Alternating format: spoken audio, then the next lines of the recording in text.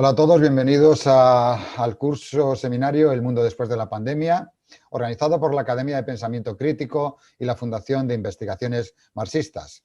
Estamos dentro del bloque con el eje temático Mundo Multipolar y Declive Imperial y nos vamos a grabar la ponencia introductoria a este eje temático con el pretítulo de Los furiosos años 20 del siglo XXI, pero que Andrés Piqueras prefiere nominar con un nuevo título que sería Capitalismo en derrumbe, geoestrategia del caos, que creo que considera más descriptivo, así que primero que nada, contaros quién es Andrés Piqueras. Andrés Piqueras es doctor en Sociología por la Universidad de Valencia desde el año 94, licenciado en la Universidad Complutense de Madrid en el 83, Premio Nacional de Investigación Marqués de Lozoya del Ministerio de Cultura español por la investigación La trama de la identidad en el País Valenciano, que es un estudio de identidades colectivas, 1994, Premio Nacional de Investigación del Consejo Económico y Social por la investigación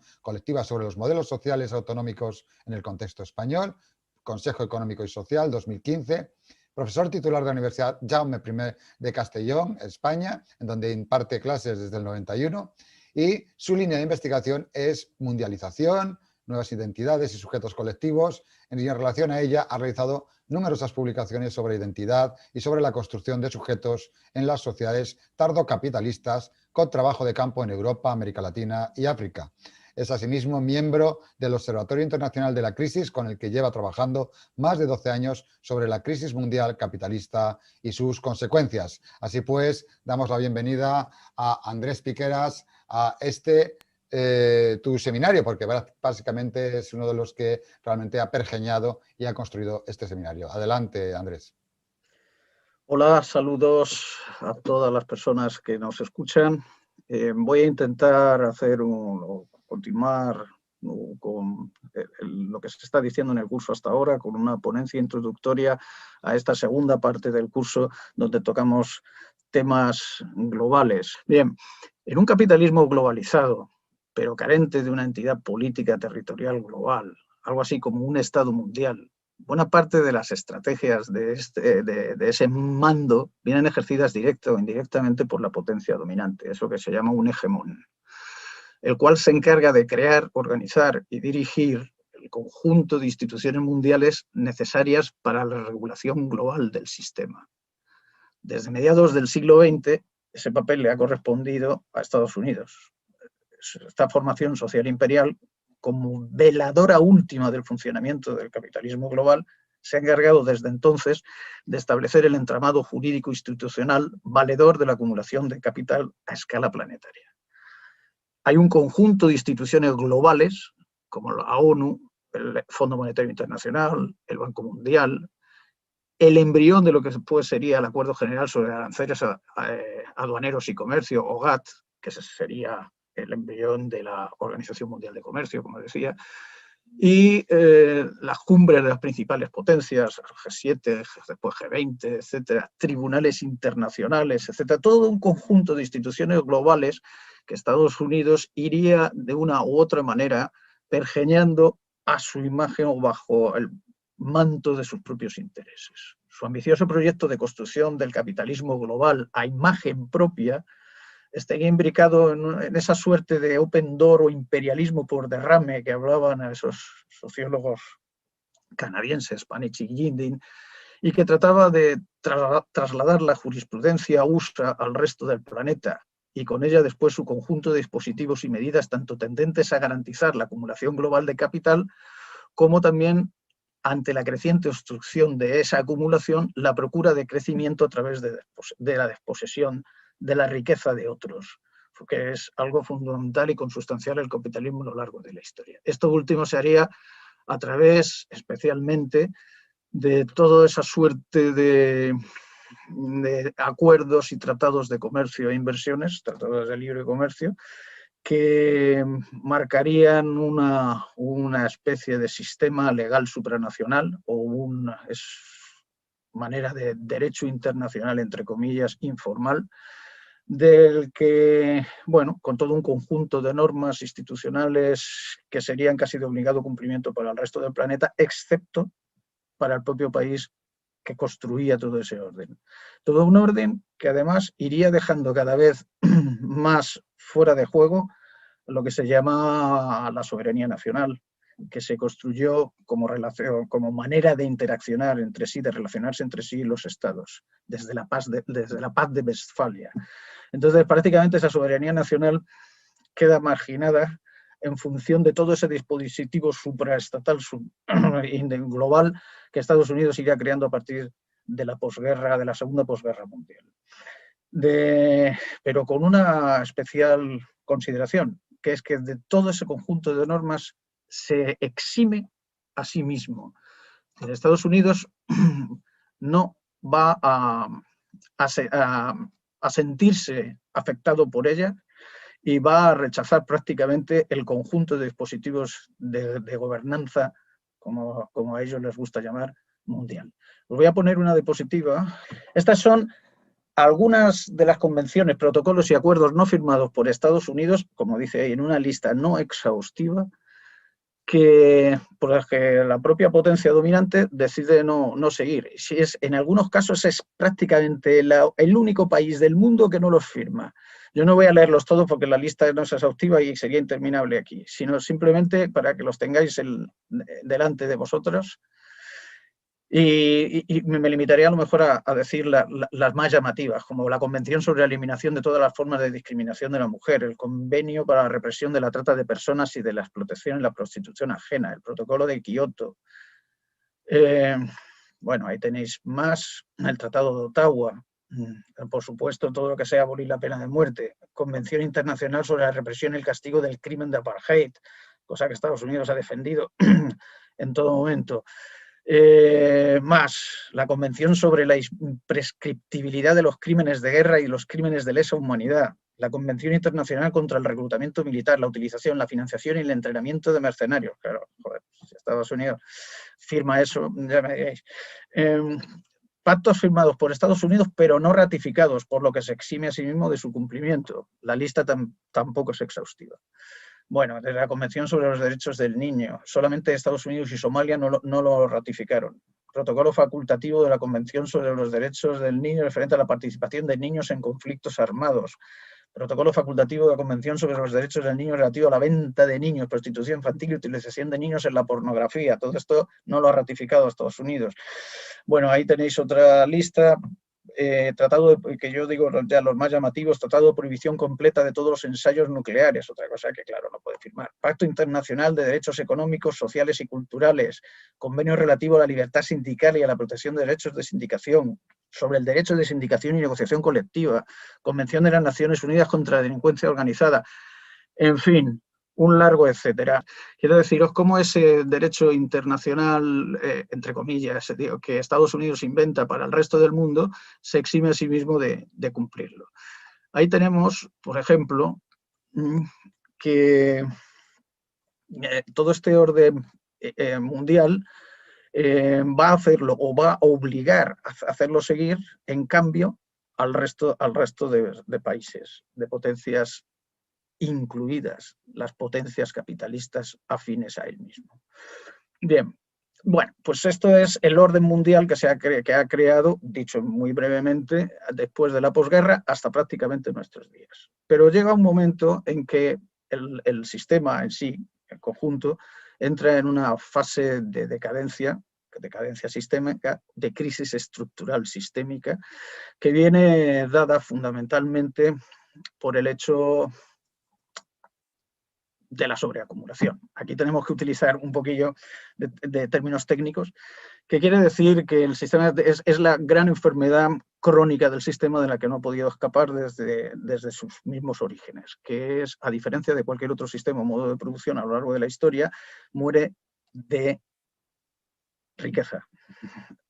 En este caso, muere fundamentalmente por el hecho de sustituir trabajo humano por trabajo de las máquinas, por el funcionamiento de las máquinas, mejor que el trabajo. Eso quiere decir que va desarrollando ciclos de producción tecnificados en los que cada vez va sustituyendo más trabajo humano por trabajo automatizado. Fijaos en el momento en el que estamos de cuarta revolución industrial, donde a la informática y la microelectrónica se van a unir todo un conjunto de tecnologías que van a ir haciendo que el trabajo humano quede reducido cada vez más y que, por tanto, el valor como plusvalor de las mercancías, de aquello que se produce, vaya siendo reducido cada vez más porque las máquinas lo pueden hacer a una velocidad cada vez mayor. El valor que incorpora las mercancías es el tiempo socialmente necesario para producirlas, que está incluido en el trabajo humano.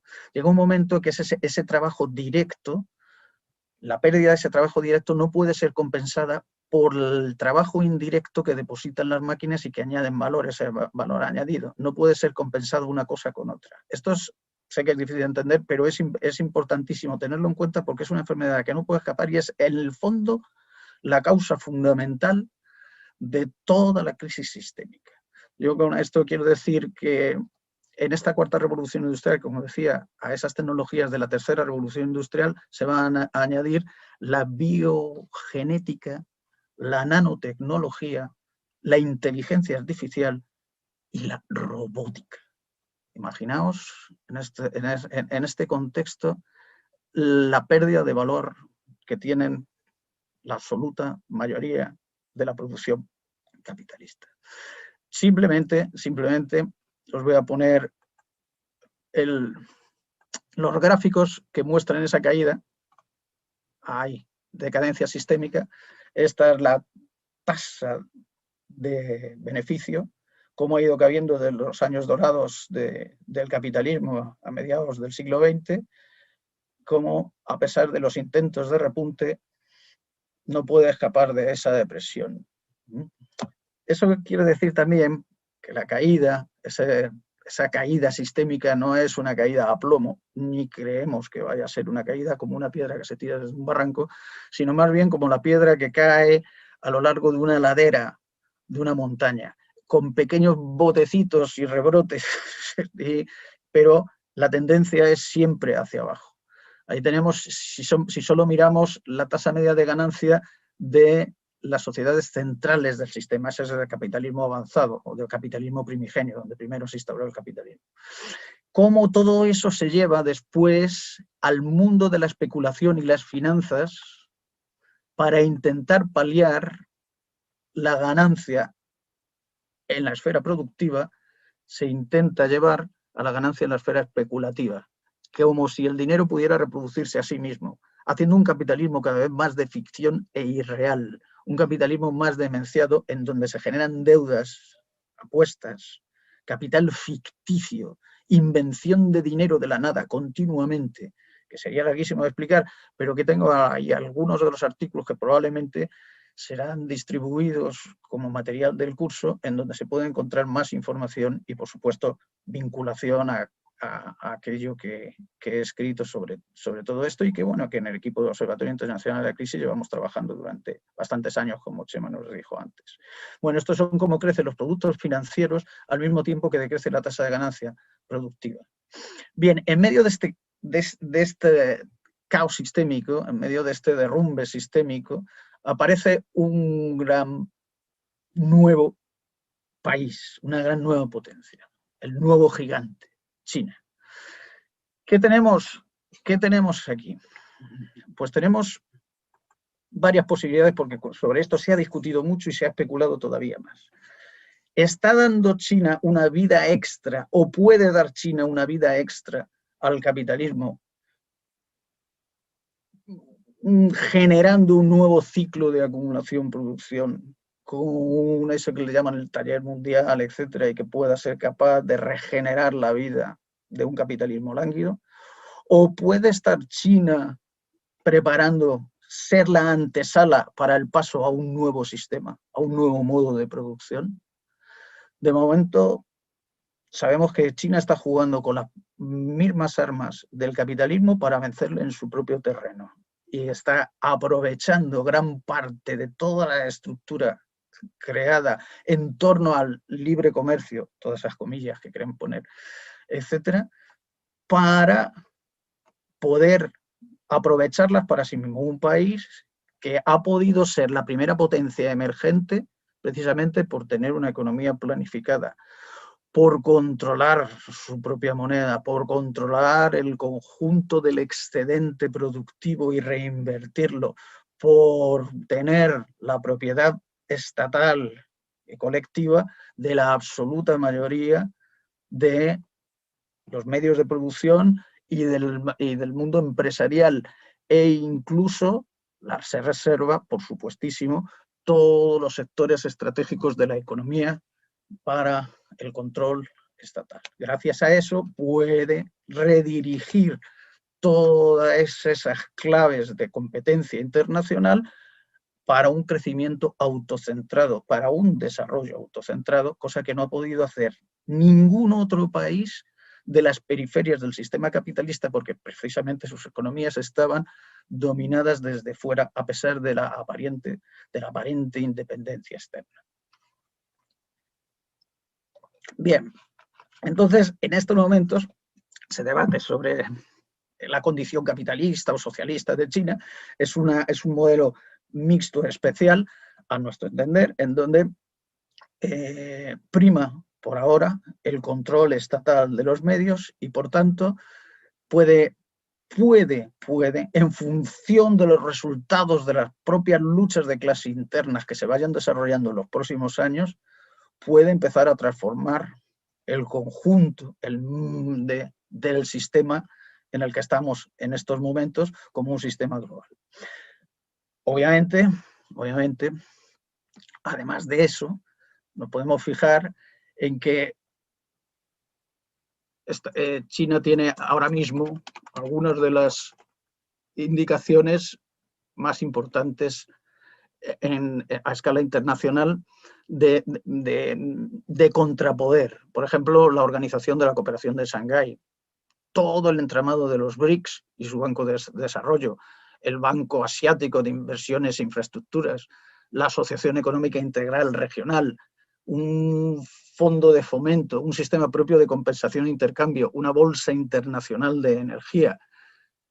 Pero los pasos más importantes, por supuesto, son la nueva ruta de la seda y el lanzamiento de una posible nueva moneda internacional, el petroyuan, yuan oro. ¿Por qué? Si no consigue un país que no consigue una potencia económica, que no consiga que su moneda tenga un peso internacional importante, no podrá ganar la batalla económica comercial de ninguna manera. Esto lo saben tanto Estados Unidos como China. Delante de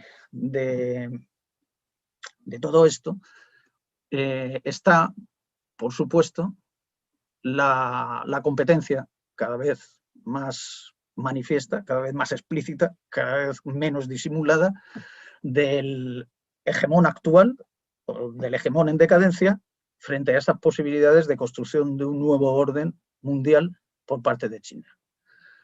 La ruta de la seda, que es su principal baza, es el capítulo asiático, al menos en su capítulo asiático, fue inicialmente concebido como una respuesta al convenio transpacífico que promovía Estados Unidos, y su proyecto cubriría el 65% de la población mundial, involucra a 1/3 del PIB global y movilizaría una 1/4 parte de los bienes planetarios. Es decir, no estamos hablando de ninguna cosita superficial. Voy a ver si os pongo aquí rápidamente el mapa de la ruta de la seda. Ahí creo que lo podéis ver. Además tiene una particularidad, por razones geoestratégicas en las que Estados Unidos ha ido agrediendo a otra de las potencias, si no estrictamente económica, pero una potencia político-militar como es Rusia. Este proyecto cuenta con la alianza de Rusia.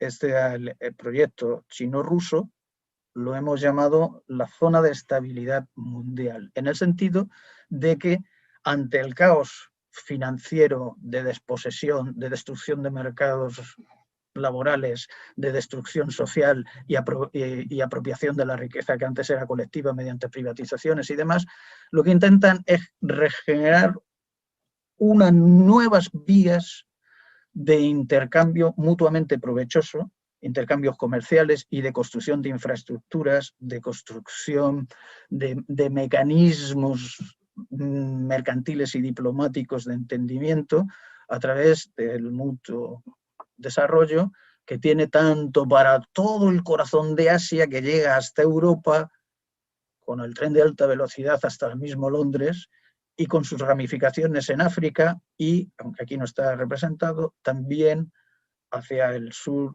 del continente americano. ¿Qué pasa ante esto?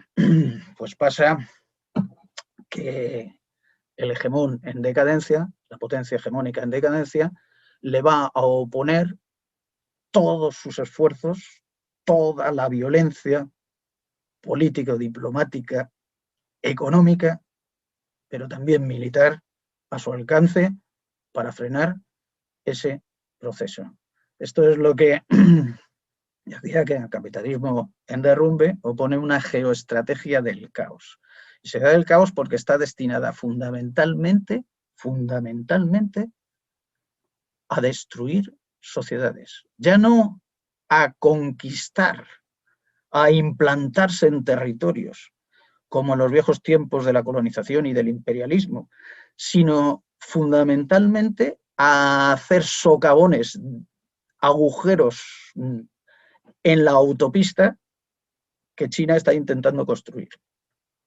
No otra cosa pueden considerarse sus intervenciones militares en el corazón de Asia, desde Afganistán a Irak y finalmente en Siria, en donde se intenta hacer agujeros negros de barbarie, donde no queden poderes centrales capaces de poder establecer convenios, alianzas, posibilidades de desarrollo interno, y donde se genera una espiral de destrucción y donde señoremos también cuerpos paramilitares y de terrorismo por delegación se irán adueñando poco a poco de esos países.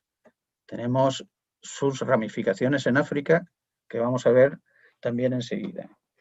Todo esto viene, los movimientos de guerra para enfrentar la ruta de la seda y la alianza chino-rusa, desde tiempo antiguo, desde que el eje anglosajón o eje del caos consideraba al centro del mundo, la isla del centro del mundo, a Eurasia, como la principal masa de riqueza y de población del planeta, y por eso lo llamaba la isla del centro del mundo, que había que, donde en ese entonces la ballena tenía que dominar al elefante, que era el terrestre, haciéndole todo un cerco alrededor suyo.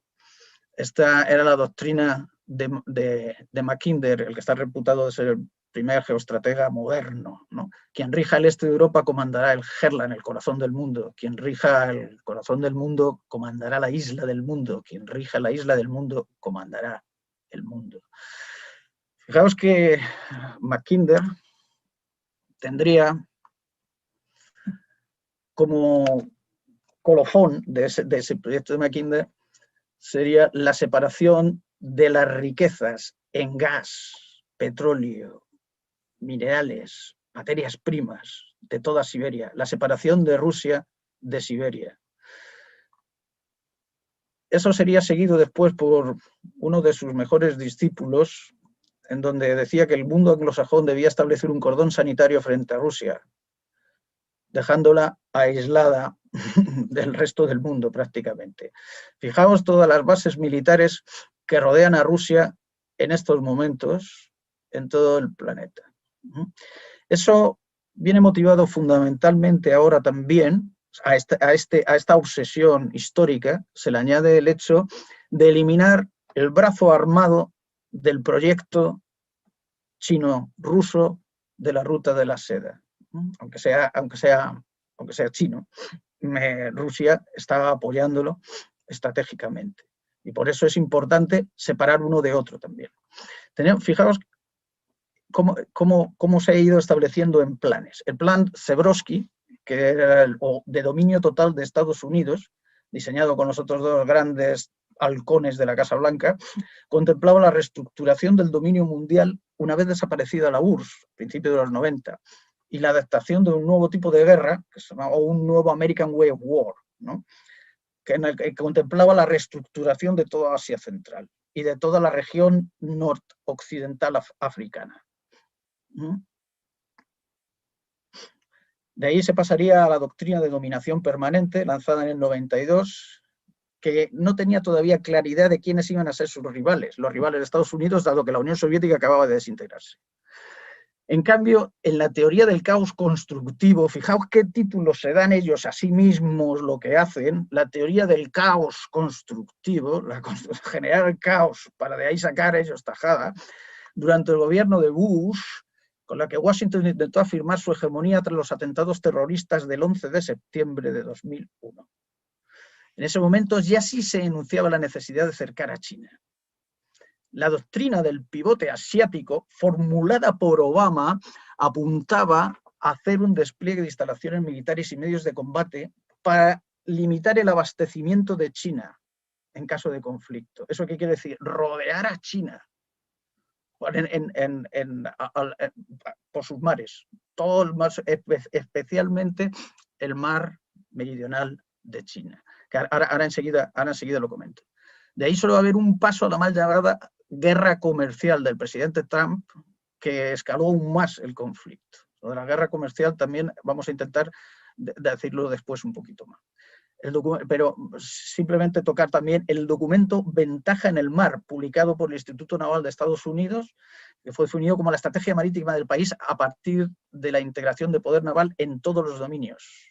Entonces participa la Armada, los cuerpos marines y la Guardia Costera, que quiere decir que para Estados Unidos es fundamental seguir manteniendo el control de los mares, como sus grandes elementos.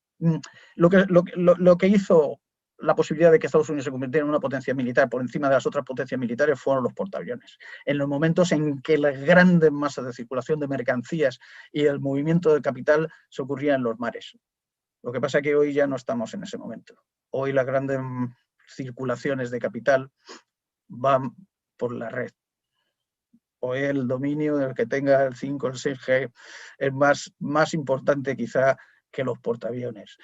Pero de todas formas, en esa estrategia podéis mirar el mapa que tenemos ahí de cómo están rodeados fundamentalmente a través de portaaviones, tanto China como Rusia, bases militares de todo tipo. Ahí tenemos una pincelada general que se ha traducido en intervenciones militares directas de Estados Unidos o de la OTAN, o sea, tanto de Estados Unidos con la OTAN como individualmente. También los paso muy rápido por el tiempo. Bueno, ahí tenemos algunas de las que están en la memoria creo, de todo el mundo. No son de hace tanto tiempo, son después de la caída de la URSS, obviamente, ¿no? Ahí tenemos las que han marcado hitos en todo este tiempo de guerra permanente, en la guerra permanente en la que estamos, de asedio frente a esos enemigos nuevos que Estados Unidos ha encontrado. Bueno, el brazo armado de Rusia, sabéis que aquí pasa gran parte del oleoducto, gasoductos donde está el intríngulis geoecológico y económico-ecológico ahora mismo del mundo. Por eso todas las zonas de desestabilización de Rusia en sus fronteras, en esa zona del mundo, hasta que desemboca también en el propio golpe de Estado en Ucrania, a las puertas de Rusia. Toda esta es la zona de militarización en que la OTAN, con Estados Unidos, tiene desplegadas en las propias puertas de Rusia. ¿Os imagináis que Rusia tuviera desplegado simplemente una décima parte de todo eso en la frontera de Canadá y en la de México, alrededor de Estados Unidos? Imaginamos cómo se puede sentir un país que está rodeado de esta manera y luego encima le culpan a Rusia de ser el que está provocando. Es increíble. En fin, bueno, ahí están desplazamientos, tenéis datos, todo esto se puede añadir luego en datos a esta introducción, a esta ponencia introductoria. Lo que sí me interesa es señalar cómo hoy Estados Unidos, a través de lo que ellos llaman la iniciativa de los tres mares, está haciendo una nueva cortina de hierro en Europa, aprovechando gran parte de las desestabilizaciones habidas después de la caída de la URSS en los países del ex bloque del este. Ahí tenemos desde el mar Báltico al Adriático, después del golpe y la destrucción de Yugoslavia, y al Mar Negro. Una vez más, rodeando a Rusia.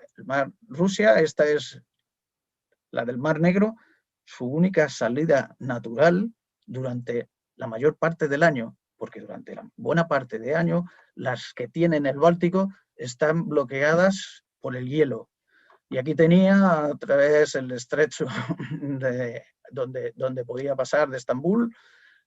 Justamente, qué casualidad, Turquía quiere hacer un nuevo, que estaba regulado por norma internacional con Rusia, Turquía quiere hacer un nuevo paso por aquí, abriendo un nuevo canal como el de Suez, para permitir que pasen portaaviones norteamericanos sin necesidad del convenio que tenía por el estrecho.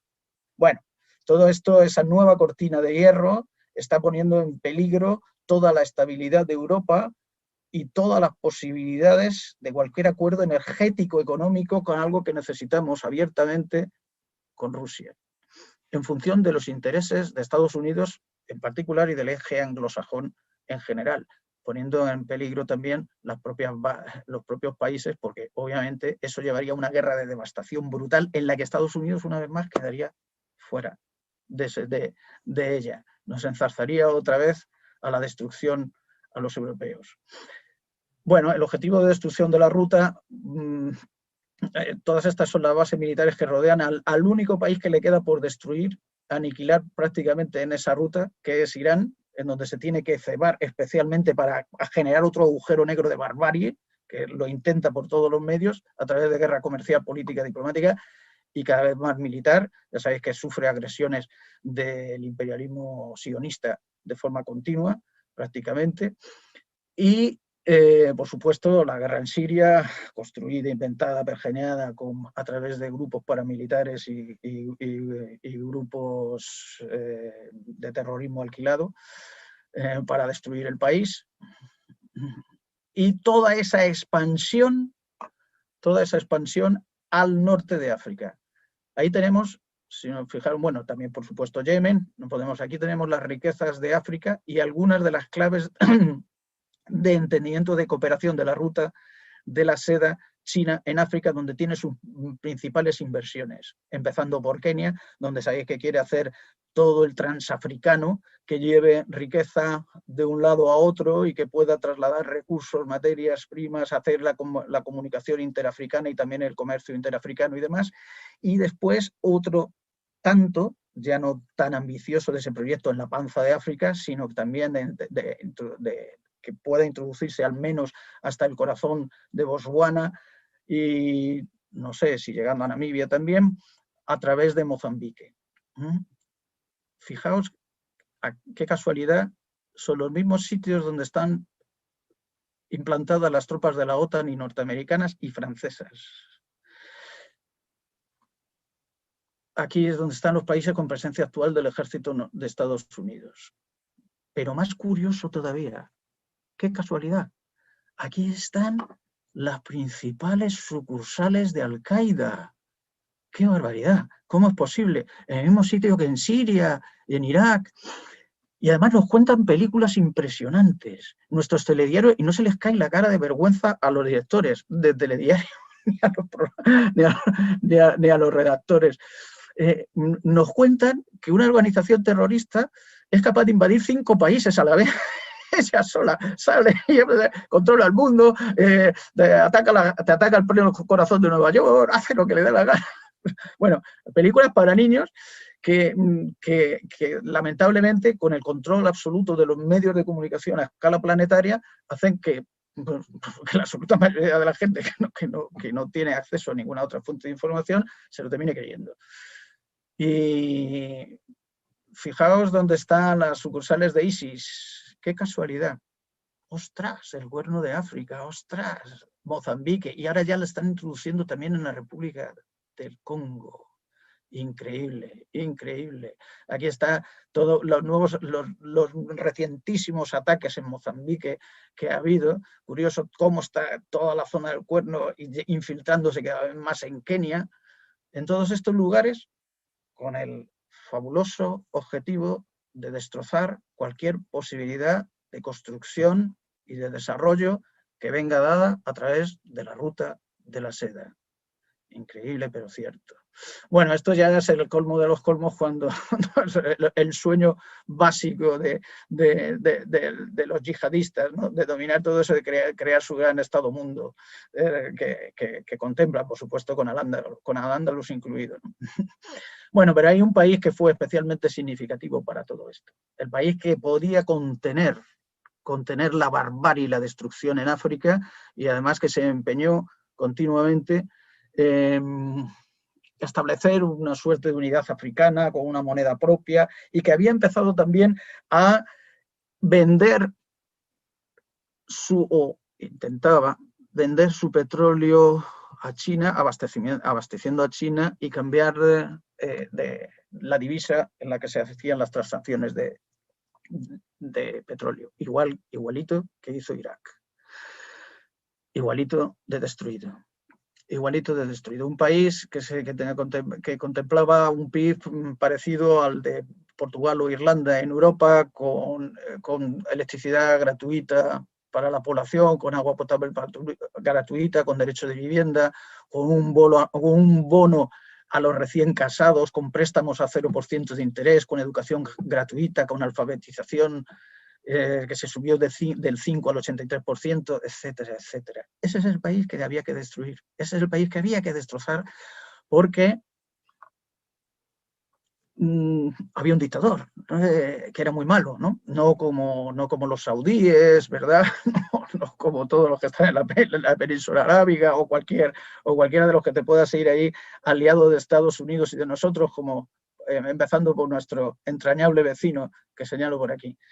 ¿Qué es lo que queda hoy en Libia?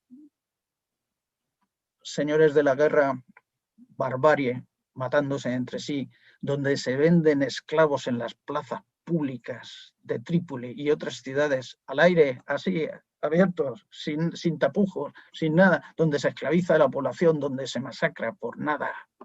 Esta es la democracia que llevamos, la misma que llevamos a Afganistán, donde las mujeres antes de la intervención de Estados Unidos podían estudiar en las universidades y no tenían que llevar velo nada más que a motus propio en algunos lugares.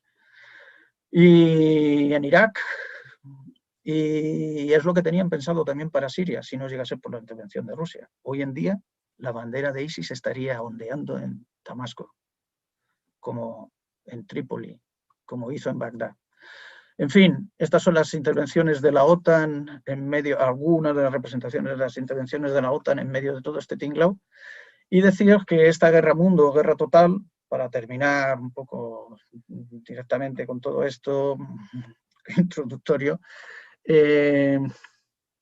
lleva a una nueva modalidad de guerra propia de un capitalismo degenerativo, que de una u otra manera se corresponderá con esa degeneración, ¿no? En donde es una guerra que puede darse en cualquier lugar, en cualquier momento, está desatada y librada de forma permanente, sin declaración. Hoy ya la guerra no se declara. Por eso requiere de un enemigo difuso, sin concretar, puede darse en cualquier lugar. La destrucción de territorios, la promoción bélica del desorden, la conversión de países en ruinas.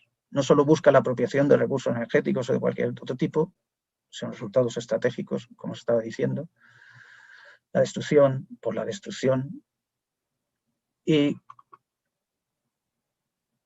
esto es muy importante, con esto acabaría, el campo de batalla es todo el planeta. Desde los territorios abiertos a los vagones de metro, una sala de concierto, una cabina de avión, ciudades y países enteros, infraestructuras energéticas.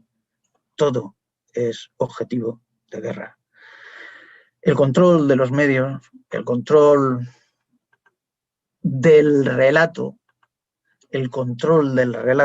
que tiene el enje anglosajón desde 1700 hasta aquí, impide prácticamente ver las dimensiones, la profundidad del caos que se está generando y los objetivos geoestratégicos de todo ese caos, en una suerte de guerra interminable, de guerra total, que tiene fundamentalmente a la humanidad por objetivo, porque no olvidemos, esto está generando destrucción y barbarie por doquier, pero es que al mismo tiempo está suponiendo la destrucción de toda la riqueza colectiva antes generada en las propias sociedades del centro del sistema donde se desarrolló el capitalismo en los principios, donde eran las sociedades centrales del capitalismo fuerte, que se hizo en los años 20 del siglo XX un capitalismo amable, redistribuidor, en donde se hablaba de soluciones democráticas y de salidas reformistas, etcétera, etcétera.